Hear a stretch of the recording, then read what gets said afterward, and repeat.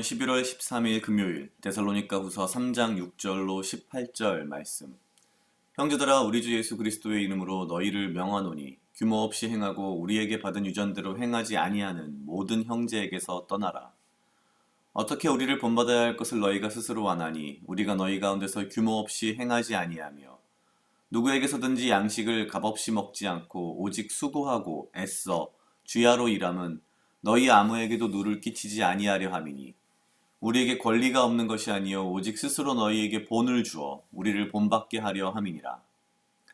우리가 너희와 함께 있을 때에도 너희에게 명하기를 누구든지 일하기 싫어하거든 먹지도 말게 하라 하였더니 우리가 들은즉 너희 가운데 규모 없이 행하여 도무지 일하지 아니하고 일만 만드는 자들이 있다 하니 이런 자들에게 우리가 명하고 또 주 예수 그리스도 안에서 권하기를 종용이 일하여 자기 양식을 먹으라 하노라.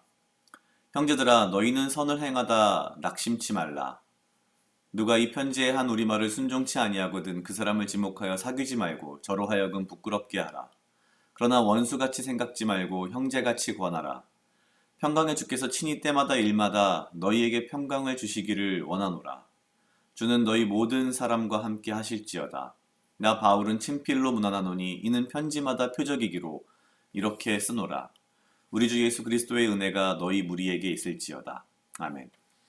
오늘 데살로니가 후서 3장 6절로 18절 말씀은 데살로니가 후서의 마지막 부분입니다.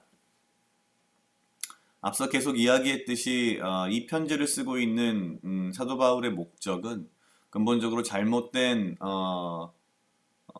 부활, 재림의 신앙을 가지고 있는 데살로니가 교회의 교인들을 대상으로 쓰고 있습니다. 오늘 말씀을 보면은 핵심은 규모 없이 행하는 자들에 대한 이야기를 경고를 주로 하고 있습니다. 여기서 규모 없이 행한다 하는 것은 기본적으로 게으르며 일하지 아니하고 뭔가 일상의 삶에서 낙오된 자들, 그래서 결국 그냥 거저 먹고 사는 사람들. 당시 아마 이 데살로니가 교회의 교인들은 앞서 이야기했듯이 굉장히 극단적인 예수님의 어떤 재림을 믿고 있는 상황이었다고 볼 수 있습니다. 그랬기 때문에 이들은 자신들이 죽기 전에 굉장히 빠른 시간에 곧 금방 예수님께서 오실 거라고 믿고 본인들의 삶을 사실상 포기하면서 그저 예수님의 부활, 재림만을 기다리는 그런 삶을 사는 사람들이 상당히 많았던 것 같습니다. 그러한 선상에서 보면 앞에서 이야기했던 같이 신앙생활을 하던 데살로니가 교회의 교인들의 죽음 앞에서 그들은 굉장히 많은 혼란과 혼돈 중에 있었고 또한 그 같이 믿는 자들의 죽음에 대해서 상당히 많은 의문을 품고 있었던 것 같습니다. 뿐만 아니라 이러한 상황을 틈타서 잘못된 가르침, 가짜 복음을 전파하는 사람들이 이제 곧 예수님의 재림이 임할 것이기 때문에 지금 우리가 일상생활을 하는 것은 매우 무의미하다라고 가르쳤던 것 같습니다. 오늘 사도 바울이 말하고 있는 이 규모 없이 행하는 자들에 대한 이야기를 하면서 사도 바울은 본인 스스로도 데살로니가 교회에서 사역하면서 본인이 실제 그 교회의 교인들에게 어떠한 누를 끼치지 않고 본인이 스스로 일을 하여서 생활을 하였다는 것을 강조하고 있습니다. 그러면서 3장 11절에 보면 우리가 들은즉 너희 가운데 규모 없이 행하여 도무지 일하지 아니하고 일만 만드는 자들이 있다 하니라는 표현을 쓰고 있습니다.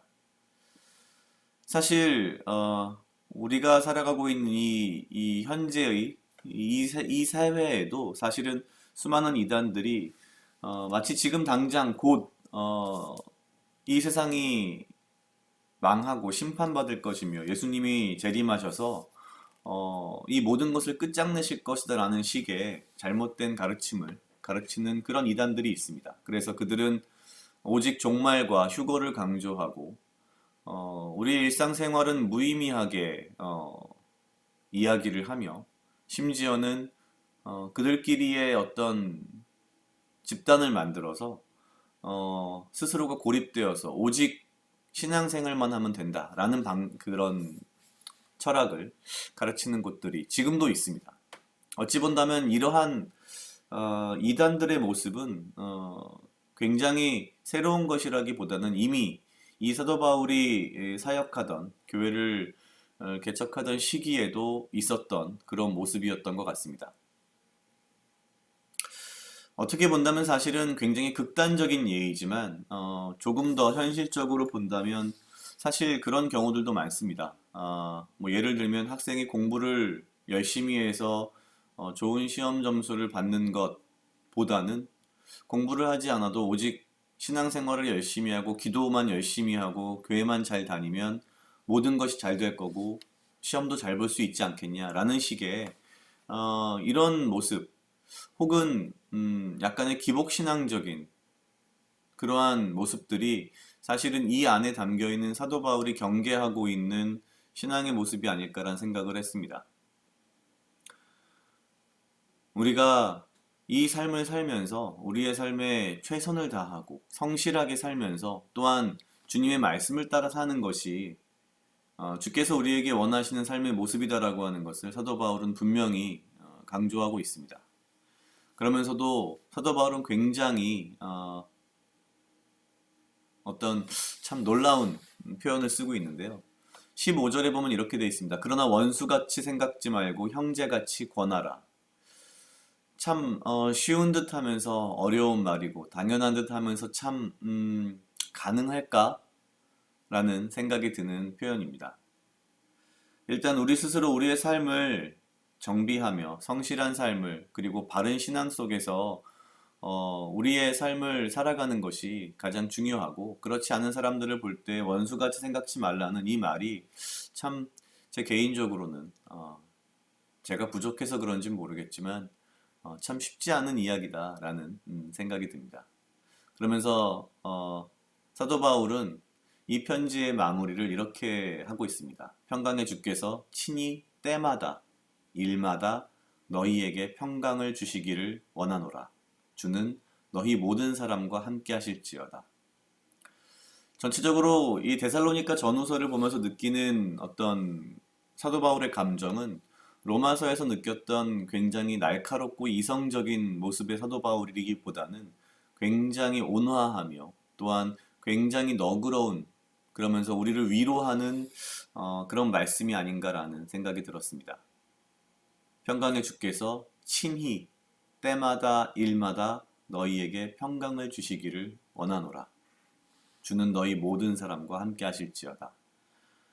오늘 나의 하루에 그리고 내가 하는 모든 일마다 하나님께서 함께 하시고 나에게 평강을 주시며 나를 위해서 항상 내 삶을 바라보신다는 뭔가 하나님이 나를 이렇게 안아주시고 바라봐 주시는 그런 따뜻한 마음이 느껴지는 그런 말씀이어서 참 이 아침에 정말 은혜가 되는 그런 말씀이 아닌가라는 생각을 했습니다. 각자 약 2분 정도 묵상하시겠습니다.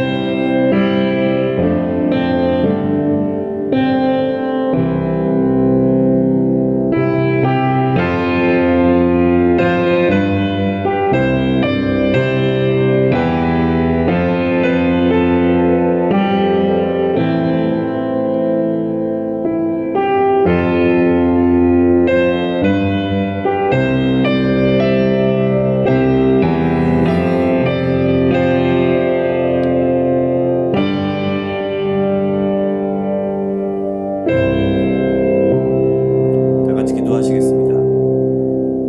하나님 아버지 감사합니다. 주여 이 하루도 나와 동행하여 주시옵소서. 주님, 나로 하여금 사랑하게 하시옵소서. 아버지여, 나를 해하려 하는 그 어떠한 무리들로부터 나를 지키고 보호하여 주시며 내가 오직 주님 주시는 지혜와 명철로 이 하루를 살아가고 나에게 필요한 건강과 육체적 강건함을 허락하여 주시옵소서.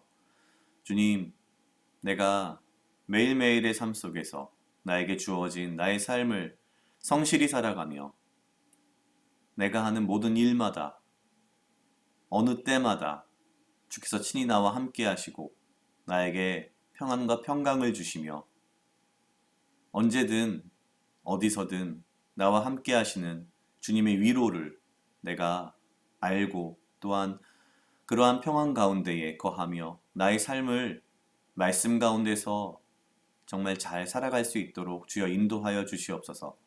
감사합니다. 이 모든 말씀 예수님 이름으로 기도드렸습니다. 아멘.